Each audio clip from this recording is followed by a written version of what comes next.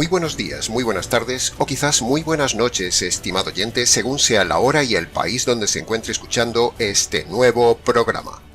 Como siempre, les habla el pastor bautista Nikos Ricoy, director del programa Encuentros y del ministerio Tinajas, llenando siempre al que nos escucha con el agua fresca y limpia de la palabra de Dios desde aquí en España para cada persona hispanoamericana.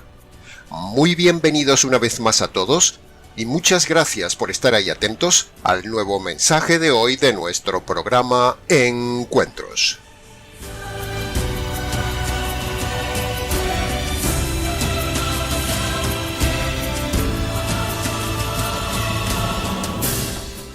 Como usted quizás sabrá, en la Biblia hay aproximadamente unos 31.000 versículos, y de esa enorme cantidad, cada semana seleccionamos uno o varios versículos para usted, para su meditación, su edificación y para su enseñanza doctrinal.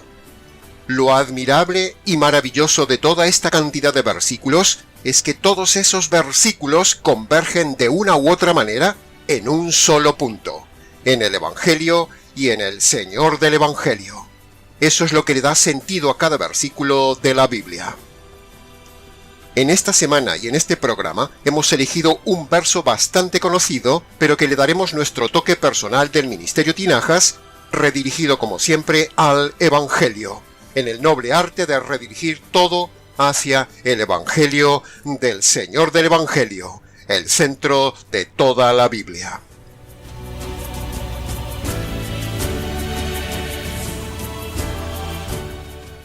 Así que, en los aproximadamente 30 minutos siguientes, estudiaremos el conocido pasaje de Mateo capítulo 10, versículo 28, el versículo seleccionado para hoy.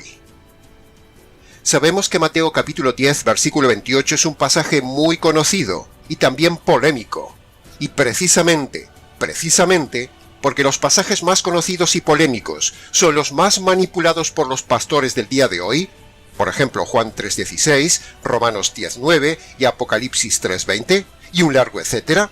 Esa es la razón, estimado oyente, precisamente de enseñar en este canal la verdad. Así que usaremos como siempre el método de estudio expositivo para el análisis y la correcta interpretación de este pasaje de hoy. Como el tiempo corre, entremos en materia.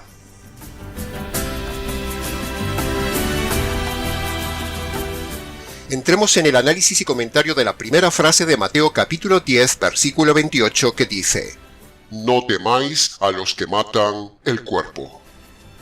Preguntamos, ¿cómo se puede hacer para no tener temor a la muerte?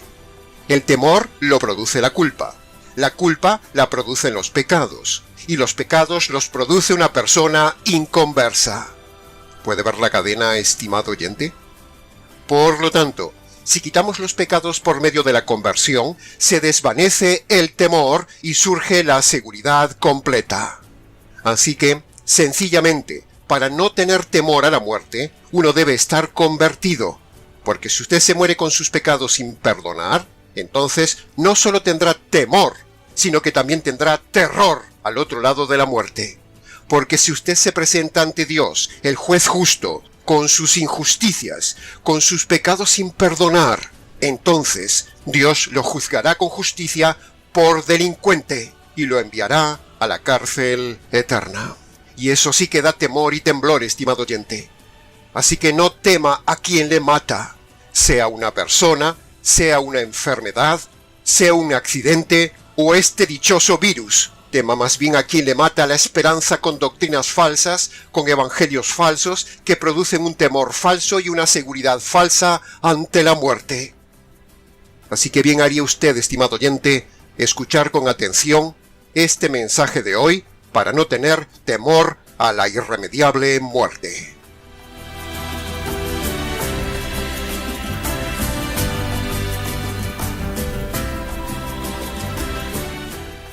Por cierto, si me está escuchando alguien que es asesino, abandone esa terrible actividad de matar a personas, y también si hay algún abortista que nos está escuchando, sea médico o sea director de una clínica abortista, o hay alguien que está pensando en abortar, escúcheme bien. Usted no puede ni siquiera pensar en matar una vida. Es pecado, es delito ante Dios. Es un crimen del cual usted no escapará y dará cuentas ante Dios en su día. Así que, como una voz que clama en el desierto, les decimos a todos los que están cometiendo este pecado de asesinato o de aborto, o incluso lo piensan cometer, tenga en cuenta que Dios también puede quitarle a usted la vida en su día, y de hecho un día se la quitará. Usted temblará hasta tal punto de caérsele los dientes de temblor cuando tenga enfrente nada más ni nada menos que a Dios, autor de la vida y autor de las vidas que usted ha quitado impunemente por la basura del dinero, por conveniencia en el caso del aborto o por venganza hacia otros. A todos esos asesinos les espera el castigo y la tortura eterna. Pero si usted deja de matar, si usted reconoce el aborto ante Dios, y si usted se convierte por medio del Evangelio, entonces Dios le perdonará y usted no irá a la cárcel eterna y al castigo eterno. La esperanza para los que han matado o abortado está en el Evangelio.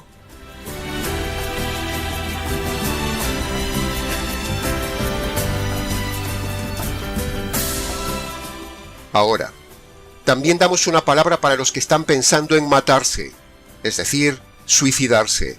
A estos les decimos: no mate su cuerpo con el suicidio, estimado oyente, no lo haga. Muchas veces hemos rogado desde este micrófono a cuantos están pensando en matarse, que si lo hace, será peor el dolor, el tormento y el sufrimiento que tendrá después de suicidarse, que el dolor que tiene usted ahora aquí.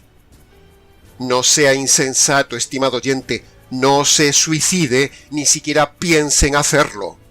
Hay esperanza por medio del Evangelio. La Biblia nos informa que le espera algo terrible si usted se suicida. Ningún dolor, por intenso que sea en la tierra, es comparable con el tormento eterno que describe la Biblia si usted se suicida. Así que, nuevamente desde este canal, nos dirigimos a los que están pensando en suicidarse. No lo haga, no le haga caso a esa voz que le dice: quítate la vida. No le haga caso a los calvinistas, que dicen que si usted se suicida, se va al cielo. Escuche el audio. La pregunta era si alguien que se suicida podía ir al cielo. Sí, una persona que comete suicidio, si son un creyente en el Señor Jesucristo, se irá directamente al cielo. Esa es una doctrina de demonios, y su problema, lejos de solucionarse, se agravará en la eternidad. No tema la vida, estimado oyente. Quédese con nosotros, luche en esta vida y conviértase por medio del Evangelio para tener esperanza y un cambio de vida. Usted aún puede servir a muchos y ayudar a muchos. Si usted se mata, si usted mata a otro o usted aborta, eso es una injusticia. Y esa injusticia le hará un día temblar cuando usted esté ante el Dios de la vida y el Dios de la justicia. Piénselo.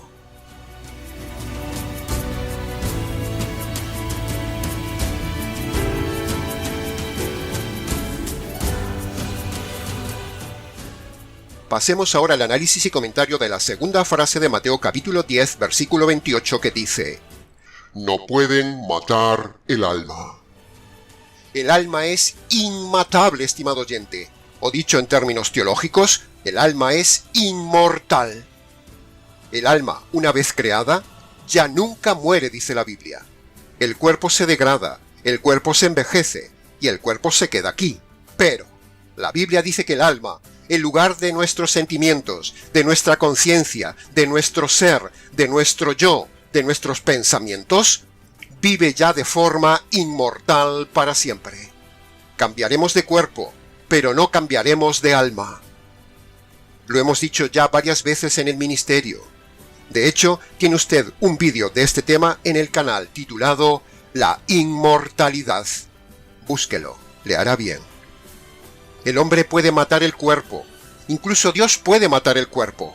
Pero escuche bien esto, Ni siquiera Dios mismo matará el alma.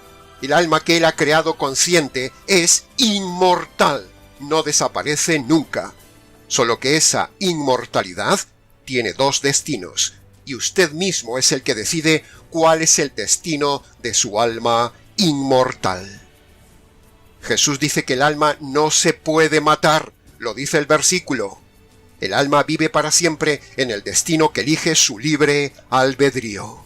El reino material de felicidad eterna, o un mundo de tormento y horror eterno en un lago de fuego donde usted tendrá un cuerpo para sufrir ese tormento por toda la eternidad. Solo de decirlo, estremece.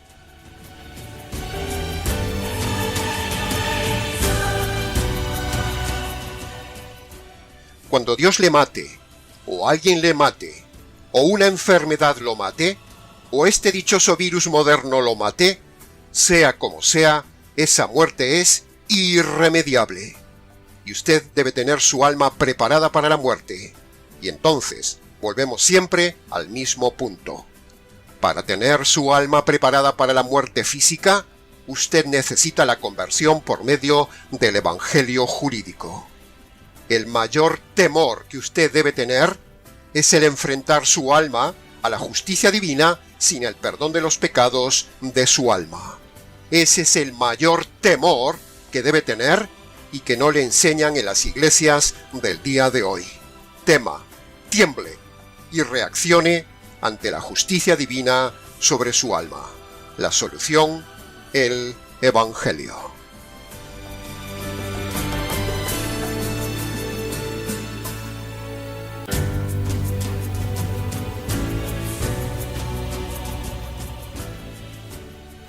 Pasemos ahora al análisis y comentario de la tercera frase del versículo de hoy, que dice: Temed más bien a aquel. ¿Pero quién es aquel? Aquel es el Trino Dios, estimado oyente. Aquel es el Espíritu Santo, al cual usted despreció toda la vida cuando le hablaba a su conciencia y a su razonamiento día a día para que usted buscara a Dios y buscara la verdad.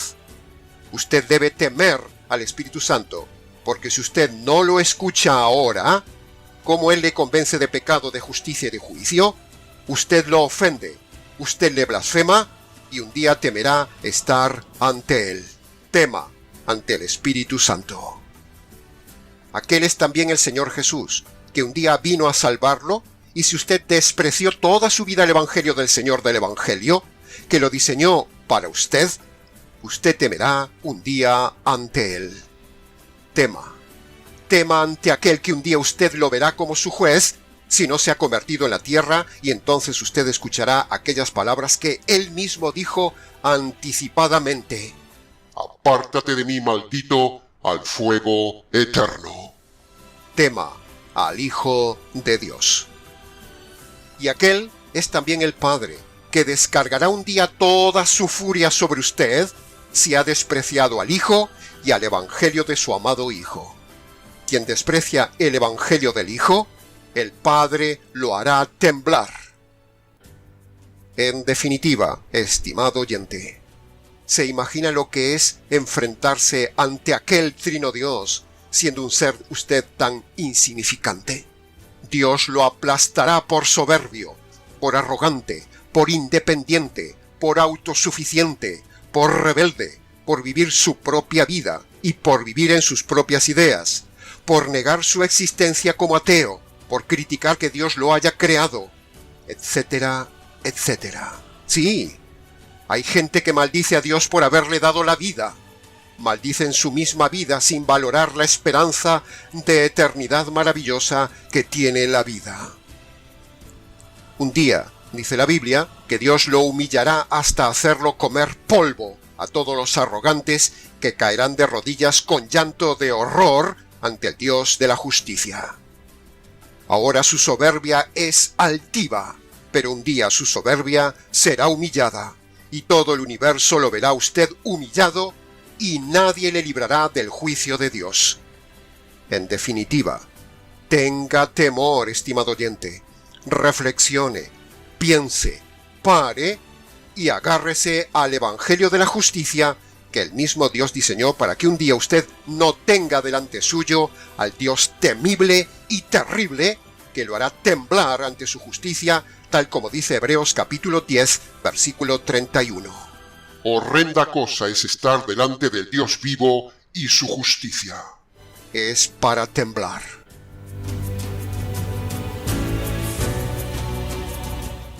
Ahora, para terminar esta parte expositiva, permítame decirle que hay verdadero temor de Dios, pero también hay falso temor de Dios promovido por las sectas y las religiones. Sí, las sectas son unas especialistas en enseñar el falso temor de Dios.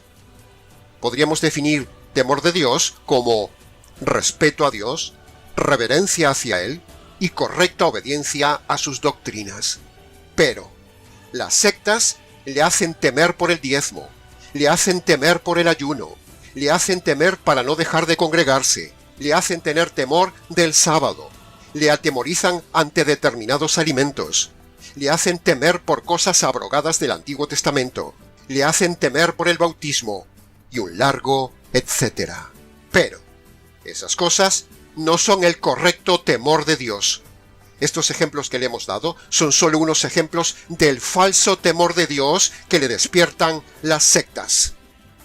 Si una secta le dice, por ejemplo, que usted tiene que guardar el sábado, porque eso es el verdadero temor de Dios, eso es un falso temor de Dios.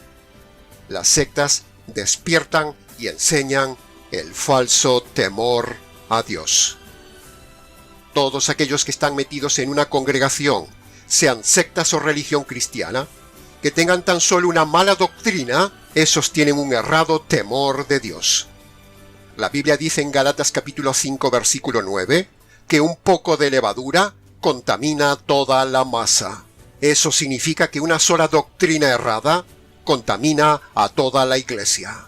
Usted debería temblar si está en alguna de esas sectas y religiones falsas que le enseñan mala doctrina y un falso temor de Dios basado en el diezmo, en congregarse, en ayunar, y en cambio no le enseña lo más importante, el Evangelio, que lo libra del temor a la justicia divina.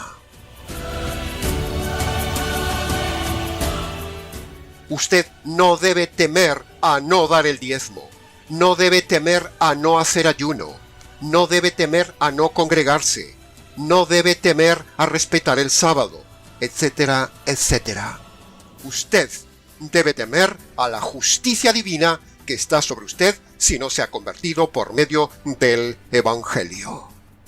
Tema más bien a aquel que ha diseñado el Evangelio.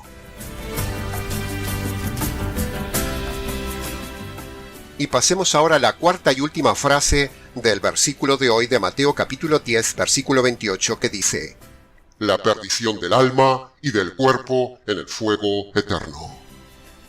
Esta parte del versículo la niegan y la retuercen los mal llamados testigos de Jehová y también sus primos, la secta de Elena White, los adventistas. Dos sectas que tienen muchas cosas en común, sobre todo el negar la conciencia después de la muerte y el castigo eterno. Tenemos en el canal un vídeo de este tema titulado Castigo consciente y eterno, que usted puede consultar para que el tema de hoy no se haga muy largo aquí. Pero, sintéticamente, la Biblia habla constantemente del castigo consciente y eterno para los inconversos. Mateo capítulo 25, versículo 41 y versículo 46 dice: fuego eterno en el versículo 41 y castigo eterno en el versículo 46. Los dos elementos, uno para el alma y el otro para el cuerpo. Irrefutable. Son palabras del mismo Señor Jesús que son para temer. Uno puede ser religioso pero estar yendo a la perdición de su alma y su cuerpo. Uno puede ser moral pero estar yendo a la perdición con su alma y su cuerpo. Lo único que libra su alma y su cuerpo del fuego y el castigo eterno es el Evangelio.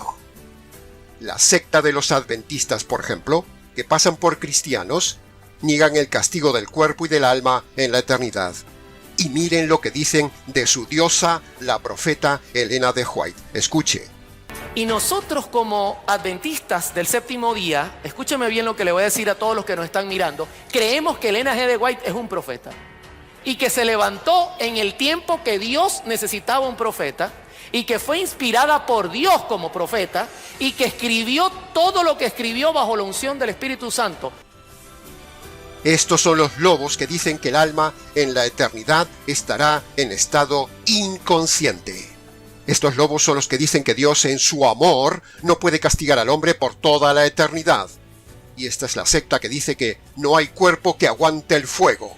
Pero, esta secta adventista se olvida de este pasaje de Mateo capítulo 10, versículo 28 y muchos otros más. Se olvidan de que Dios es un juez justo y temible, y se olvidan también de que Dios puede y diseñará un cuerpo capaz de soportar el fuego eterno.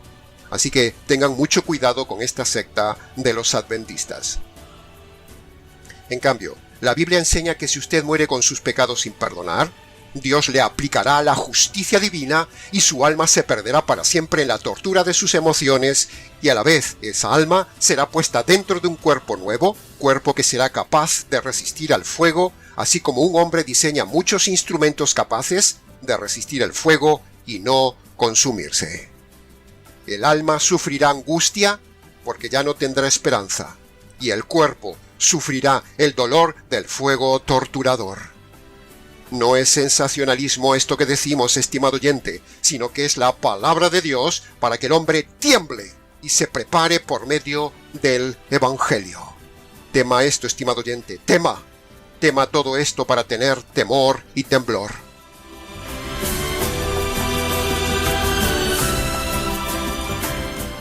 Ahora, a propósito de todo este tema de hoy, creo que es muy oportuno decir unas palabras breves sobre la cremación, el purgatorio y la reencarnación, y lo haremos de forma muy breve. Primero, hablemos de la cremación. Punto número 1. La cremación no es pecado. El Nuevo Testamento, que es el manual del cristiano, no prohíbe la cremación, y todo lo que no está prohibido está permitido.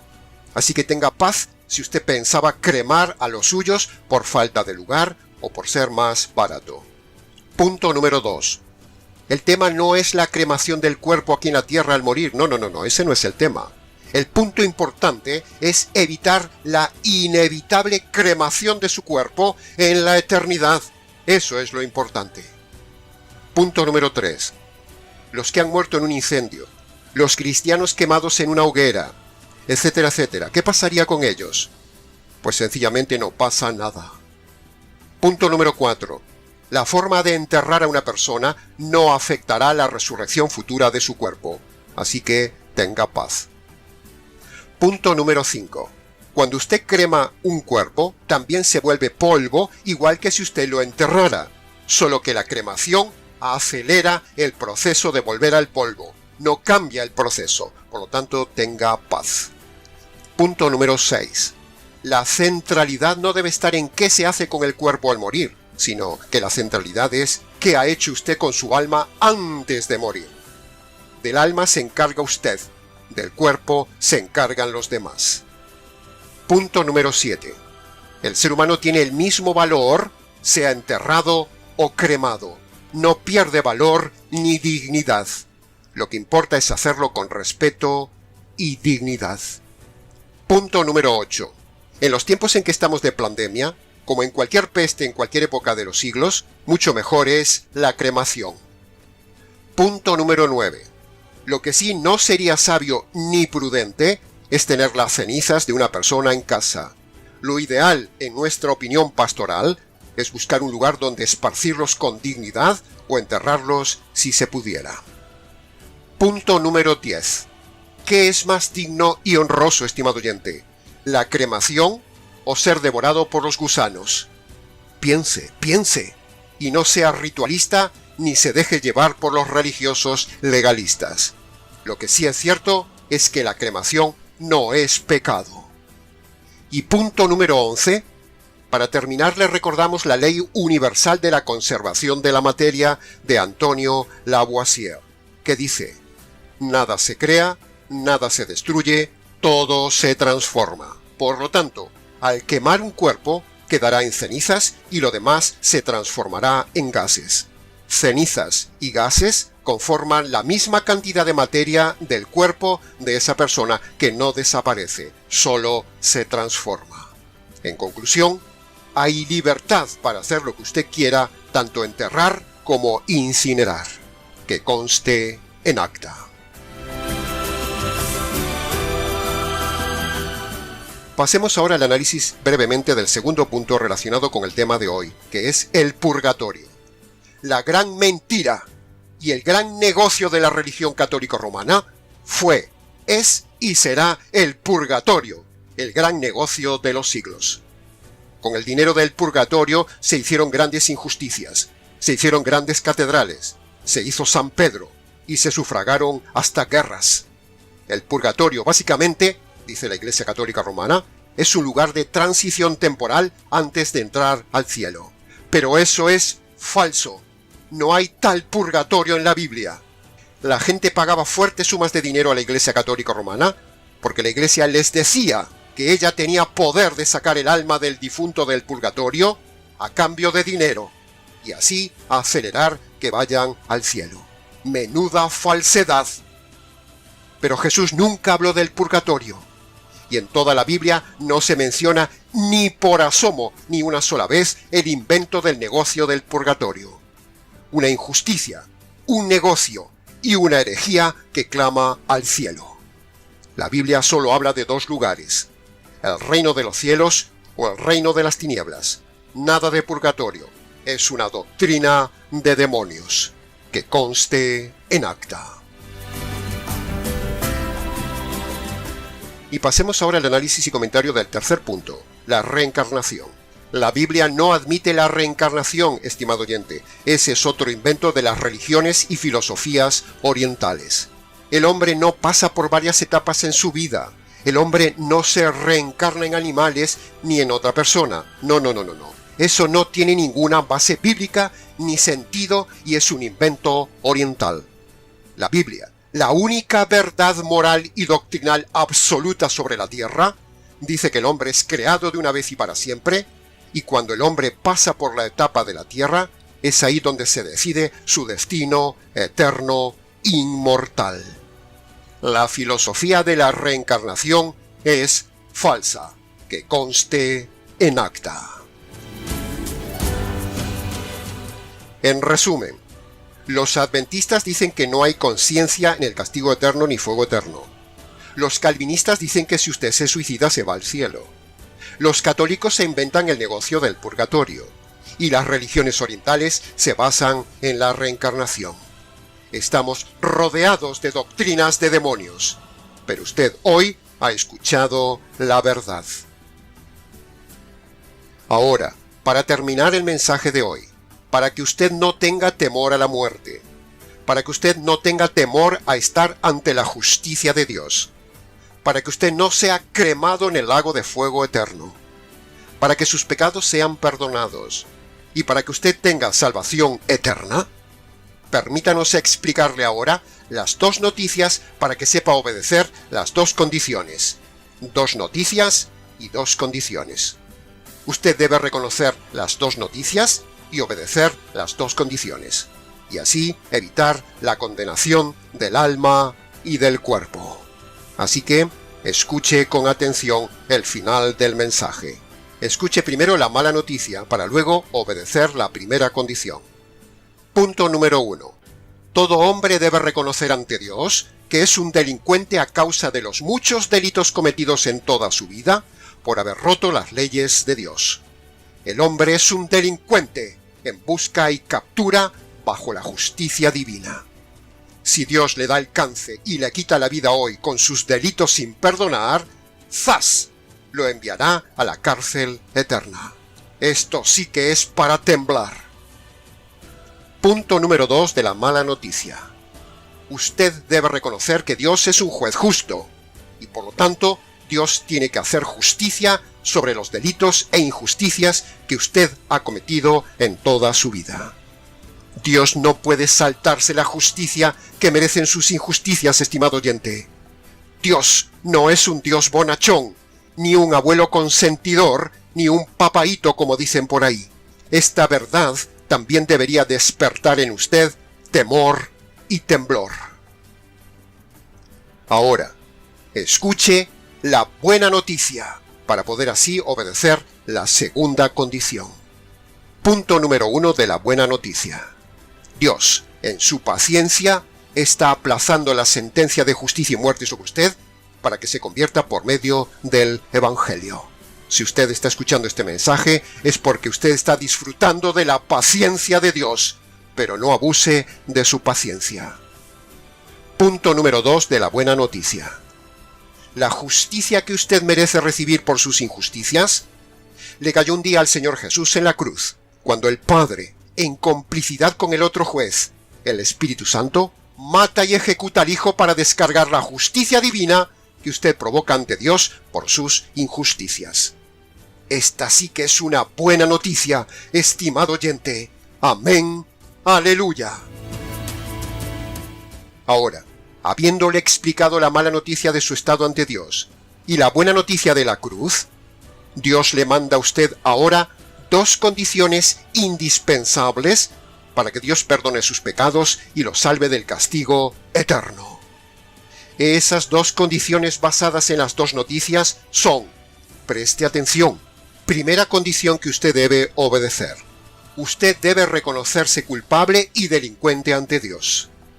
Usted debe reconocer sus pecados pasados de forma concreta y debe abandonar sus pecados presentes que esté cometiendo.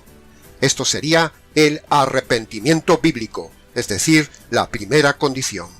Y abajo en la descripción del vídeo tiene usted una lista de pecados que le pueden servir y ayudar para obedecer la primera condición, es decir, reconocer sus pecados. Segunda condición que usted debe obedecer. Usted debe reconocer ante Dios que la justicia divina que usted merece recibir por causa de sus injusticias le cayó un día al Señor Jesús en la cruz.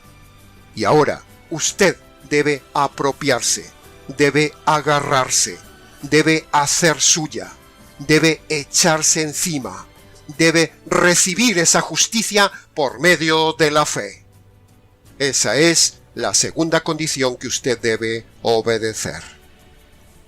Le aconsejamos que repase detenidamente esta parte del vídeo donde hemos hablado de las 2 condiciones que son muy importantes para su salvación. Nuestra sugerencia, como siempre, estimado oyente, es invitarle a que vaya a su habitación, cierre la puerta y allí, si su salud se lo permite, póngase de rodillas delante del Dios que usted ha ofendido toda su vida, descálcese en señal de reverencia y allí, en sus palabras, tómese su tiempo y obedezca esas 2 condiciones que le hemos detallado antes, y entonces, cuando usted obedece esas 2 condiciones, Dios lo declara jurídicamente inocente, totalmente perdonado, bíblicamente salvo, libre del castigo eterno, y usted ya no tendrá temor a la muerte, ni temor a estar ante el juicio de Dios. Amén. Aleluya. Y antes de levantarse de esas rodillas, dele gracias al Señor, primero, por haber tenido paciencia sobre usted hasta el día de hoy. Segundo, dele gracias por haberle mostrado este verdadero evangelio de la justicia de la cruz. Tercero, dele gracias por aprender el correcto método de conversión. Y cuarto, por conocer el verdadero concepto del temor de Dios. Use la razón para entender este mensaje y use su libre albedrío para recibir este mensaje, que conste en acta. Y hasta aquí, estimado oyente, una vez más, con el nuevo e intenso mensaje de la palabra de Dios que hace temblar. Mucho más se pudo haber dicho del tema, pero con lo dicho es suficiente para su reflexión. Si tiene preguntas, consultas y demás, deje sus comentarios abajo o escríbanos al correo del ministerio. Les ha compartido una vez más la verdad, solo la verdad y nada más que la verdad de este importante tema del temor de Dios, este expositor bíblico, Nikos Ricoi, del Ministerio Tinajas, desde aquí en España.